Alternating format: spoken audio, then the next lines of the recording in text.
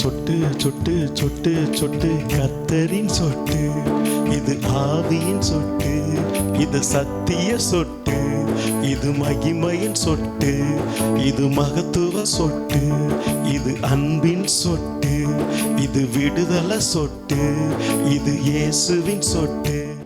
Joy TV நேயர்களே, பிரியமானவர்களே, இந்த நேரத்துலையும் கூட நம்ம கர்த்தருடைய வார்த்தையில் நம்ம கடந்து போக போகிறோம். என்ன அப்படின்னா, இது நாள் வரைக்கும் நம்ம பார்த்தது வேறு, இப்போ பார்க்க போது விசுவாசத்தின் தந்தை என அழைக்கப்பட்ட ஆபிரகாமின் மூலியமாக நமக்கு என்ன பேச போகிறான்னு பார்ப்போம். ஆதியாகமம் 22:1-2. இந்த காரியங்கள் நடந்த பின்பு தேவன் ஆபிரகாமை சோதித்தார். எப்படி எனில் அவர் அவனை நோக்கி ஆபிரகாமே என்றார். அது இதோ அடியேன் என்றார்.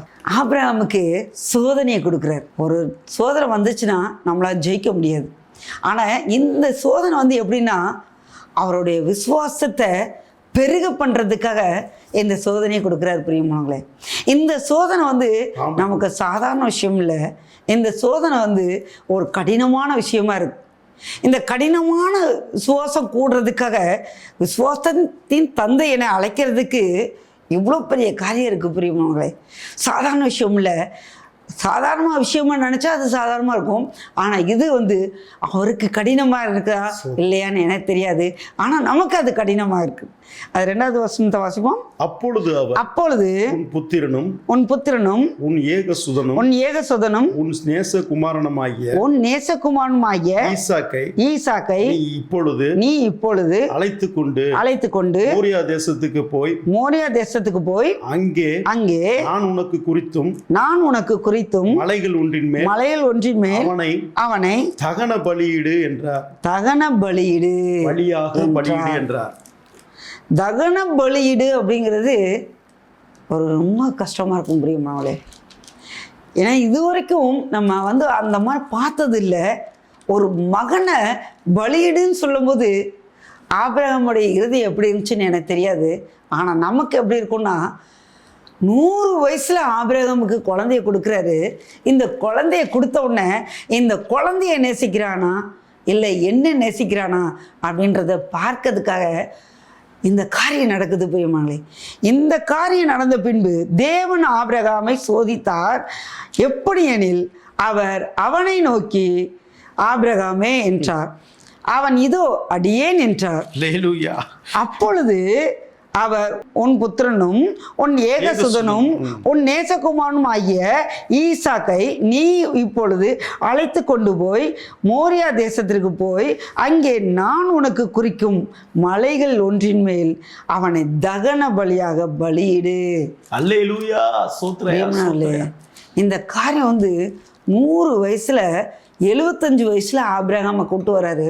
இந்த 75 வயசில் ஆபிரகாம் கூப்பிட்டு ஒரு சரிதான் எல்லாம் செத்து போனதுக்கப்புறம் நான் உன்கிட்ட திரும்பி வரேன்ட்டு அதுக்கப்புறம் வராரு. அது வரைக்கும் வராத தகப்பன் எப்போது வர்றாரு? 99 வயசில் தன் ஆபிரகாமை பார்க்க வர்றாரு. அதை பார்க்க வரும்போது நான் என்ன செய்கிறேன், உனக்கு ஒரு புத்திரனை கொடுக்குறேன்னு சொல்லி ஒரு புத்திரனை கொடுக்குறாரு. பிரியமானவர்களே, 100 வயசுல 100 வயசுல கொடுக்கும்போது 25 வருஷமா அவர் குழந்தை இல்லாம எத்தனையோ சூழ்நிலைகளை கடந்து வந்தார். பிரியமானவர்களே, இப்போ உலகத்துல எத்தனை பேர் குழந்தை இல்லாம தவிக்கிறாங்க தெரியுமா? அந்த தவிப்பு அது ஆபிரகாம் மட்டும்தான் தெரியும். ஏன்னா 75 வயசு வரைக்கும் கணவன் மனைவியா சந்தோஷமா வாழ்ந்துட்டு இருந்தாங்க. ஆனாலும் இந்த குழந்தை பாக்கியம் இல்லைன்னொடனே எத்தனை பேர் பேசியிருப்பாங்க தெரியுமா? எத்தனை பேர் அற்பமாக பேசியிருப்பாங்க, எத்தனை பேர் கேலியா பேசியிருப்பாங்க, எத்தனை பேர் துக்கமாக பேசியிருப்பாங்க, எத்தனை பேர் பாரமாக பேசியிருப்பாங்க தெரியுமா? ஆனால் அதெல்லாம் முறித்துட்டு 75 வயசுல ஆபிரகாமை கூப்பிட்டு நான் உனக்கு குமாரனை கொடுப்பேன்னு சொல்லி கூட்டிட்டு வந்தாரு. கூட்டிட்டு வந்துட்டு 75 வயசுல கூட்டிட்டு 100 வயசுல குழந்தைய கொடுக்குறாரு. 25 வருஷமா திருப்பியும் பாடுபடுறாரு. ஏன் தெரியுமாங்க? அவர் சரீரத்துல செத்து போகலைங்க. அவர் சரீரம் செத்து போச்சுன்னு சொல்லி தேவனுடைய பாதத்துல அவர் உட்கார்ந்துருந்தா தான் தேவன் பேச முடியும். நம்ம எவ்வளவு தூரம் ஓடுவோமோ சொல்லி ஓட விட்டுக்கிட்டே இருப்பாரு. 86 வயசுல இஸ்மவேலை பெத்தாருங்க. ஏன்னா அவர் சரீரத்தின் முத்தம் அவங்க சரிதமே என்ன சொல்லிச்சு, இஸ்மாயிலை பெக்கிறதுக்கு இடம் கொடுத்துச்சு. ஆனால் அப்போ என்ன இருந்துச்சு, ரத்தம் இருந்துச்சு, பலம் இருந்துச்சு, எல்லாம் இருந்துச்சுன்னு ஓடிட்டு இருந்த மனுஷனை உட்கார வைக்கிறதுக்கு 99 வயசுல உட்கார வைக்கிறாங்க. அவர் கற்பமெல்லாம் செத்து போச்சு, எல்லாம் நான் செத்து போச்சுன்னு நம்ம நினைக்கலாம். ஆனா செத்து போன இதை கர்த்தர் உருவாக்க முடியும். செத்து போச்சுன்னு நினைக்கணும், அப்பதான் அவர் பாதத்தில் நம்ம உட்காருவாங்க. எல்லாம் முடிஞ்சு போச்சு, என் வாழ்க்கை அவ்வளவுதான் அப்படின்னு சொல்லிட்டு ஆபிரகாமும் சாரால உட்கார்ந்துருந்தாங்க. ஆனா ஆபிரகாம பார்த்து சொல்றாரு, நான் உனக்கு ஒரு குமாரனை கொடுப்பேன். அந்த குமாரனை நான் கொடுப்பேன்னு சொன்னவரு கொடுத்தது அவரு தாங்க. 100 வயசுல கொடுத்தாரு. 100 வயசுல கொடுத்துட்டு அத என்ன கேட்கிறாரு, தகன பலியா கேட்கிறாரு. என் மகளே, எதெல்லாம் நீ செத்து போச்சுன்னு நினைக்கிறியோ இந்த வார்த்தையை கேட்கிற உனக்கு தான் கடந்து வருது. இதெல்லாம் நான் செத்து போச்சுன்னு நினைக்கிறேன், இதெல்லாம் செத்து போச்சு நீ நினைச்சு உட்கார்றியோ, அப்பதாங்க ஆண்டவர் வந்து பேசணும். அப்பா வந்து உன்கிட்ட வந்து பேசணும் அப்படின்னா, நீ அவர் பாதத்துல என்னால முடியாது, என்னால வாழ முடியாது, என்னால இருக்க முடியாது, என்னால ஒன்றும் செய்ய முடியலப்பான்னு சொல்லி நீ உன்னை தாழ்த்து. பிரியமானவர்களே, நீங்க தாழ்த்தும் போது ஆபிரகாமுக்கு சொல்ற அந்த சோதனை எவ்வளவு பெரிய காரியமா இருந்தாலும் இந்த காரியம் வந்து எப்படி இருக்கும், கஷ்டமா இருக்கும், வெச்சனமா இருக்கும். என்ன அப்படின்னா ஆபிரகாமை கூப்பிட்டு சோதிக்கிறாராங்க. என்ன சோதிக்கிறாரு, நீ இந்த பிள்ளை என்ன செய்ய எனக்கு பலியிடு அப்படிங்கிறாரு. பலியிடுங்கிறது 100 வயசுல குழந்தைய கொடுத்துட்டு எப்படியா நீ பலி கொடுக்க முடியும் அப்படின்னு சொல்லிட்டு நம்ம எதிர்பார்த்திருப்போம். ஆனா ஒரு வார்த்தை கூட சொல்லலைங்க. அதுதாங்க ஆச்சரியமா இருந்துச்சு. ஒரு வார்த்தை கூட ஆபிரகாம் சொல்லவே இல்லைங்க. இந்த பிரயாணம் காலில் அதிகாலையில் எழுந்துச்சு அவர் போகிறாரு. போகிற வழியில என்ன ஆகுது அப்படின்னா ஒரு வார்த்தை கூட பேசலங்க. நம்ம விசுவாசம் வரும்போது நம்ம யார்கிட்டையும் பேசிட்டா அந்த விசுவாசம் என்ன ஆயிரும், அவிசுவாசமா மாறிடுங்க. அந்த விசுவாசம் அவிசுவாசமா மாறக்கூடாதுன்ட்டு தான் ஆபிரகாம் என்ன பண்ணாராம், அவர் எல்லாத்தையும் வேலைக்காரனை கூப்பிட்டாரு, கழுதையை கூப்பிட்டாரு, எல்லாத்தையும் கூப்பிட்டு செல்றாரு. செல்லும் போது அந்த மோரியா தேசம் இது மலைக்கு போகும்போது 3 நாள் ஆகுதுங்க. 3 நாள் பிரயாணமா போகிறாங்க. இந்த 3 நாள் பிரயாணமா போகும்போது அவர் என்ன செய்யல தெரியுமாங்க, ஒரு வார்த்தை கூட பேசல. வேலைக்காரன்ட்ட பேசல, மகன்கிட்ட பேசல. அந்த மலைக்கு போய் நிற்கிற வரைக்கும் அவர் பேசவே இல்லைங்க. ஏன் தெரியுமா, நம்ம பேசினா சில நேரத்தில் என்ன பண்ணிடுவாங்கன்னா மனிதர்கள் நம்மளுடைய விசுவாசத்தை அவிவிசுவாசமாய் மாற்றிடுவாங்க. அவிவிசுவாசமா மாற்றக்கூடாதுன்றதுக்காக தான் ஆபிரகாம் தன்னுடைய மகன்கிட்ட கூட அவர் பேசாம இருந்தாராங்க. தன்னுடைய மகன்கிட்ட, வேற யார்ட்டையும் இல்லை, தன்னுடைய குமாரன்ட்ட அவர் பேசாம அந்த மலையின் மேல என்ன செஞ்சாராம், மலைக்கிட்ட வந்ததுக்கு அப்புறம் தாங்க அந்த கண்களை ஏறெடுத்து பார்க்கிறார். அதுக்கடுத்து வாசிப்போம் 4வது வசனம். 3ஆம் நாளில் ஆபிரகாம் தன் கண்களை ஏறெடுத்து பார்த்து தூரத்தில் அந்த இடத்தை கண்டார். அப்பொழுது ஆபிரகாம் வேலைக்காரனை நோக்கி கழுதையை நிறுத்தி இங்கே காத்திருங்கள், நானும் பிள்ளையாண்டனும் இவ்விடம் மட்டும் போய் தொழுது கொண்டு திரும்பி வருவோம் இடத்தில் திரும்பி வந்தான். ஏங்க என்னங்க ஆச்சரியமா இருக்கு, இதுல என்ன கருத்து இருக்கு தெரியுமாங்க, தேவன் சொன்னது நீ பலியிடுன்னாருங்க. ஆனா ஆபிரகாம் சொல்றாரு நான் தொழுது கொண்டு வருவோம் அப்படிங்கிறாரு. எப்படிங்க சொல்ல முடியும், தேவனை நோக்கி பார்த்திருந்தாருங்க. அந்த நேரத்துல நம்ம பேசினோம்னா நம்ம அவிசுவாசமான வார்த்தையில பேசி என்ன செஞ்சிருவோம், சோர்ந்து போயிடுவோம், நம்மளே சோர்ந்து போயிடுவோங்க. அப்போ அந்த சோர்ந்து போகக்கூடாதுன்றதுக்காக தான் அப்பா சொன்னாங்க, நீ அமைதியாரி, உன் விசுவாசம் என்ன செய்யக்கூடாது, மறைந்து போகக்கூடாது. உன் விசுவாசம் உன் சந்ததி மூலியமா தான் என்ன செய்ய போறேன், ஈசாக்கு மூலியமா தான் என்ன செய்ய போறேன், உன் சந்ததியை பெருக பண்ண போறேன்னு சொல்லியிருந்தார். அந்த 3 நாள் என்ன யோசிச்சுட்டே வந்தாரு தெரியுமாங்க, புலம்பல, வேதனைப்படல, துக்கப்படல, பாரப்படல, எதுவுமே செய்யல. அவர் என்ன பண்ணார் தெரியுமா, என்னுடைய பார்வையில எனக்கு ஆபிரகாம் அப்பா என்ன செஞ்சார் அப்படின்னா, அவர் சிந்தனை ஃபுல்லா ஈசாக்கு மூலியமா தான் என் சந்ததியை பெருக பண்ணுவேன்னு சொன்னீங்க. ஆமென். அப்ப இந்த ஈசாக்கு மூலியமா சந்ததி தருவேன்னு சொன்ன நீங்க எப்படிப்பா பலியிடுவீங்க? சோத்திரம், சோத்திரம், என்னை நீங்க சோதிக்கிறீங்கப்பா, சோத்திரம். என்னை நீங்க சோதிக்கிறீங்க. ஆமென். அதனால என்ன செய்றேன், நான் என்ன செய்றேன், அமைதியா இருக்கிறேன் அப்படின்னு சொல்லிட்டு அந்த 3 நாள் தன்னுடைய மகன்கிட்ட கூட அவர் பேசாது இருந்தாராங்க. சோத்திரம், அவர் பேசாம இருந்துட்டு அந்த வேலைக்காரன்ட்ட சொல்லிட்டு போறாரு, நானும் பிள்ளையாண்டம் அவ்விடம் விட்டு என்ன செய்ய போறோம், திரும்பி வருவோம். திரும்பி வருவோம். ஆமென். போயிட்டு திரும்பி வருவோம். எப்படிங்க அதை சொல்ல முடியும்? அந்த வார்த்தை சொல்ல முடியுமா? அதுதாங்க விசுவாசத்தின் தந்தை. ஆமென். ஆனா அது வரைக்கும் அவர் பாட்டுக்கு அமைதியா இருந்தவர் அந்த வேலைக்காரன்ட்ட சொல்றாரு, இங்க நீ என்ன செய்ய, இந்த கழுதையை நிறுத்திட்டு இங்க உட்காருங்க, நானும் பிள்ளையாண்டனும் போயிட்டு அங்க தொழுது கொண்டு என்ன செய்வோம், திரும்பி வருவோம். ஆமென், ஆமென், ஆமென், ஆமென், அல்லேலூயா. இந்த காரியம் எனக்கு ஆச்சரியமா இருந்தது. தேவன் சொன்னது நீ பலியிடுன்னு சொன்னாரு, ஆனா ஆபிரகாம் சொல்றாரு நாங்க திரும்பி வருவோம்ன்றாரு. ஆமென். திரும்பி வருவோம். விசுவாசம். அதுதாங்க விசுவாசம். எப்படிங்க தகனம் பலின்னு சொல்லும் போது நீ எப்படி திரும்பி வருவோம்னு சொன்னாரு? எப்படின்னா இந்த 3 நாளும் தேவனை நோக்கி மட்டும்தான் பார்த்துட்டு இருந்தாரு, மனுஷங்கள்ட்ட பேசலங்க. அடுத்தது வாசிப்போம். அப்பொழுது ஈசாக்கு தன் தகப்பனாகிய ஆபிரகாமை நோக்கி என் தகப்பனே என்றார். அதற்கு அவன் என் மகனே இதோ இருக்கிறேன் என்றார். அப்பொழுது அவன் இதோ நெருப்பும் கட்டையும் இருக்கிறது, தகன பலிக்கு ஆட்டுக்குட்டி எங்கே என்றான். எங்கே? அல்லேலூயா. இந்த காரியத்தை பார்த்தா ஆச்சரியமா இல்ல?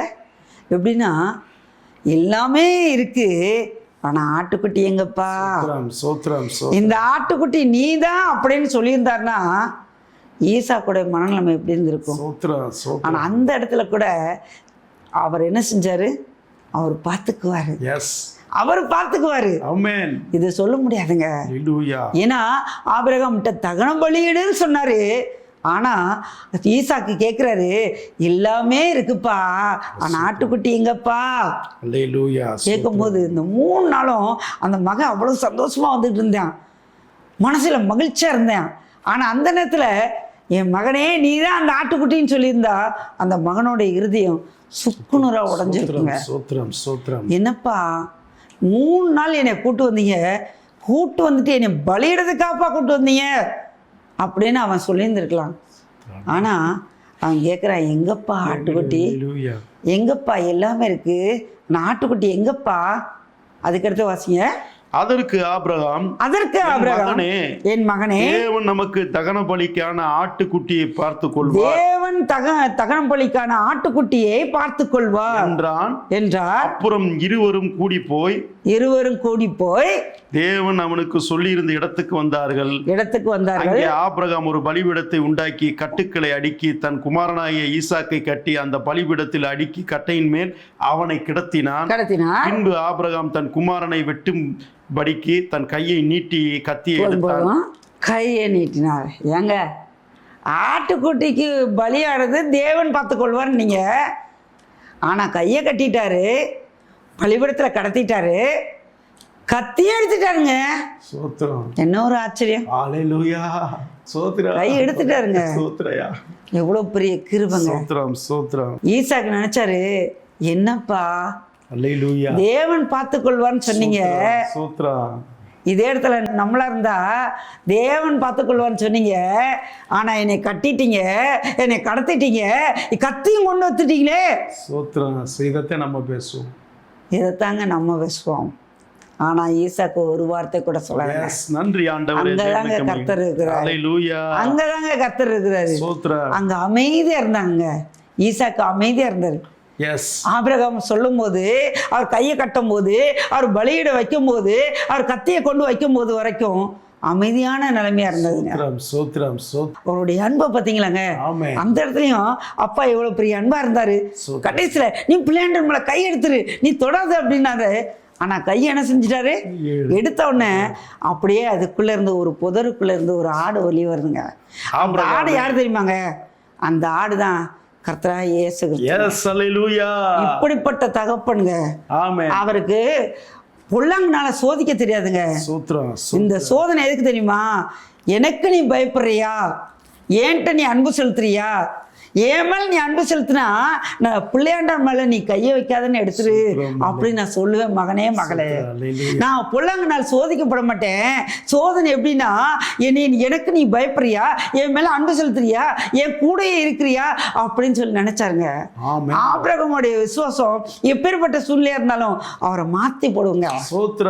எப்படி தைரியமா பண்ணாருங்க. அதே இடத்துல நம்மளா இருந்தா, எப்ப நீ தேவன் பார்த்துக்கொள்ளுன்னு சொன்னீங்களே, அப்புறம் ஏன் இந்த காரியம் நடக்குது, ஏன் என் கையை கட்டுறீங்க, ஏன் என்னை பலிபீடத்துல வைக்கிறீங்க அப்படின்னு சொல்லி கேட்டிருக்கலாம்ல. எனக்கு கேட்கலங்க. ஏன் தெரியுமா? தேவன் பார்த்து கொள்வார் அப்படின்னு சொன்னதுனால தேவனே இந்த பலியாக வந்தாருங்க. ஆமென். ஆமென். அல்லேலூயா. தேவனே வந்து அந்த ஆட்டுக்குட்டியை கொடுத்து நான் தான் அந்த ஆடுன்னு சொல்லி தன்னையே வந்தாருங்க. அல்லேலூயா. அப்படிப்பட்ட தகப்பனை நேசிக்கிறதுக்கு உலகம் தெரியலங்க. அல்லேலூயா. உலகம் தெரியல. ஸ்தோத்திரம். ஒரு பிள்ளை பலி கொடுக்க முடியுமாங்க? ஸ்தோத்திரம். அப்படிப்பட்ட தகப்பன் தாங்க நம்ம அப்பாவோட அன்பு. இந்த உலகத்துல இந்த மாதிரி கிடைக்கவே. அல்லேலூயா. ஒரு சின்ன ஜெபம் பண்ணுங்க. ஸ்தோத்திரம். சோதரானவரே, அன்பு தகப்பனே, இந்த நேரத்திலையும் கூட தகப்பனே, உங்களுடைய அன்பு பெருசானவரே. இந்த காலைவெளியும் அன்பான தகப்பனுடைய வார்த்தையை தியானிக்கும் போது இருக்கிற அன்பு இந்த உலகத்துல யாருக்குமே இல்லைப்பா. ஆனா எங்களுக்கு கிடைச்ச பாக்கியம் இந்த மக்களுக்கு, எல்லாத்துக்கும் பார்த்து கொண்டு இருக்கிற மக்களுக்கு ஆண்டவரே நீங்க போய் நீங்களே இந்த ஆடா வந்தீங்கன்னு சொல்லி அவங்களுக்கு நீங்க புத்தியை சொல்ல கர்த்தாவே நீங்க உதவி செய்ய முடியாது சொல்லிக்கிறேன். ஆண்டவரே அவங்களை ஆசீர்வதிங்க, பலப்படுத்துங்க. எப்படி ஆபிரகாமை ஆசீர்வதிச்சீங்க அப்படின்றது போல இன்றைக்கும் இவங்களை பார்த்து கொண்டு இருக்கிற ஒவ்வொரு ஜனங்களுக்கும் பேசி ஆண்டவரே நீ ஆசீர்வதித்து கொடுக்க முடியாது செபிக்கிறேன். ஆண்டவரே இயேசு நாமத்தில் செபிக்கிறேன் நல்ல பிதாவே, ஆமென்.